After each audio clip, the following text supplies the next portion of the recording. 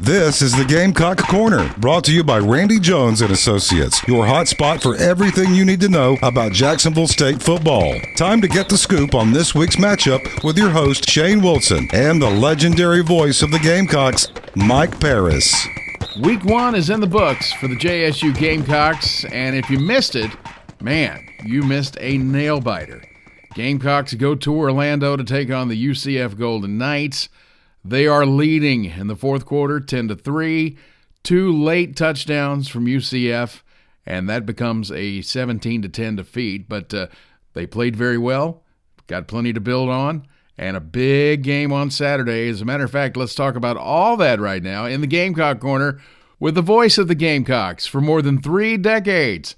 Mike Parris joins us. Mike, good morning. Good morning, Shane. How we doing? Hey, doing great. Again, man, great football. You had to sit there a while to get it over with, but when you finally did, it didn't come out the way you guys wanted to, but I'm guessing probably there's plenty of good stuff to take from a game like that. Wholeheartedly agree. Hurry up and wait. That's what we had to do the other night, 2-hour weather delay. And I thought that would hurt our bunch, just the simple fact, excited, new coach, new coaching staff, 51 new players, and I really didn't know. Concerned me, I guess, when we had that delay, how we would come back, how we'd respond. But, I thought really we played very well all night long. There were some things, obviously, to clean up and to work on. But for the most part, I thought we did some things on offense that were good. Thought we played very well defensively as well. And remember, we're playing a Big 12 opponent. They're not where they want to be, obviously, with their program at this point in time, coaching change and everything. So, but I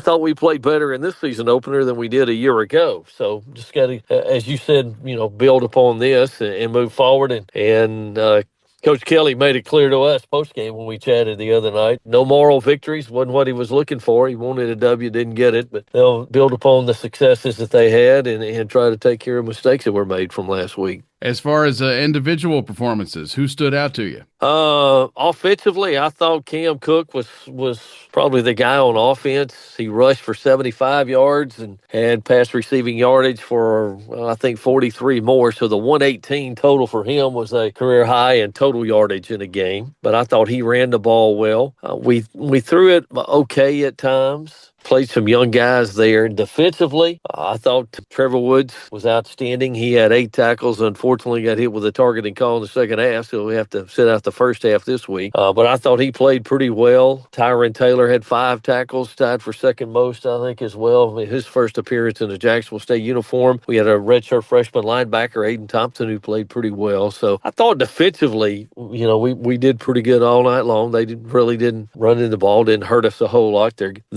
The way they hurt us running the football was with their quarterback, with his legs. And, we knocked their starter, Cam Fancher, out right before the weather delay. And Taven Jackson, who was their number 2 guy, came in and threw the ball very well, and he hurt us with his legs at times. So those were some of the guys that stood out for us. Now, it does not get any easier from here. And, man, what a start to the season.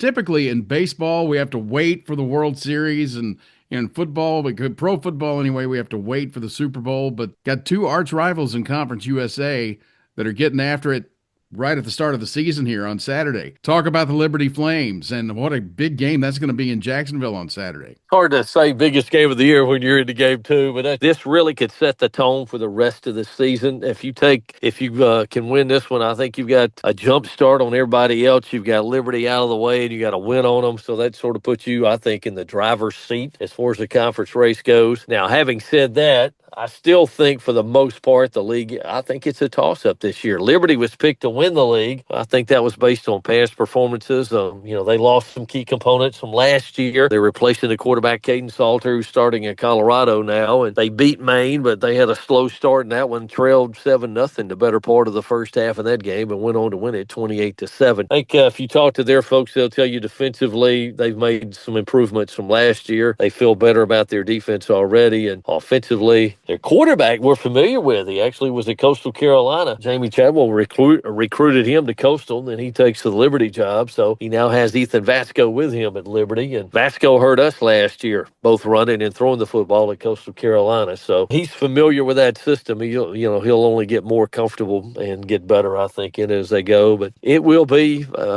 I think it'll be very tough come Saturday. This, again, the fact that it's early in the year to play them and Conference USA, there's a lot riding on this in this game. But I think when you start looking throughout the 25 season, there's a lot can be determined from this one game coming up Saturday. Well, and it's also early enough in the season that you could run into a situation like you guys had last year with Western Kentucky where, maybe obviously not 2 weeks in a row, but you get a chance for that do-over if it doesn't go well. Could see them if you make it to the championship game, but if you win this one, everybody else I think is chasing you at least for a while in the league. There is no better team. I think probably you or I would love to see the Gamecocks get that first win of the year against than the Liberty Flames. So thanks for hanging out with us in the Gamecock Corner this week, and hopefully 1 week from today, we'll do it all over again, and we'll be talking about the first Gamecock victory of the year and maybe the biggest Gamecock victory of the year. Hope so. Looking forward to it. And there are still limited tickets available for that game on Saturday, so make sure that you check that out. Go to jsugamecocksports.com, and they will send you through to the ticket office if you'd like to go and bring the whole family for Family Day and Band Day at Amherst Stadium at Burgess Snow Field. Then you make sure that you make it a family affair on Saturday. Pre-game, 10 a.m., 11 o'clock kickoff. We are your home for the Jacksonville State Gamecocks in Northeast Alabama. That's 102.9 WKXX. You can listen at 102.9 on your FM dial, or you can listen on our app, which is absolutely free. You can get the Gamecocks no matter where you are in the world. If you're an iPhone user, get it in the Apple App Store. We'll be back again to talk about this game on Saturday and JSU's next upcoming opponent on the Gamecock Corner. It happens on 102.9 WKXX and right here on YouTube, and it's brought to you by Randy Jones and Associates. Thanks for joining us. Hi, I'm Randy Jones, your hometown trusted choice insurance agency. Randy Jones and Associates knows the playing field, and we have been proudly serving communities across North Alabama for 46 years. Having the right protection on the field is important. The RJA team of experienced agents will help you find affordable, customized insurance coverage for your family, business, and future.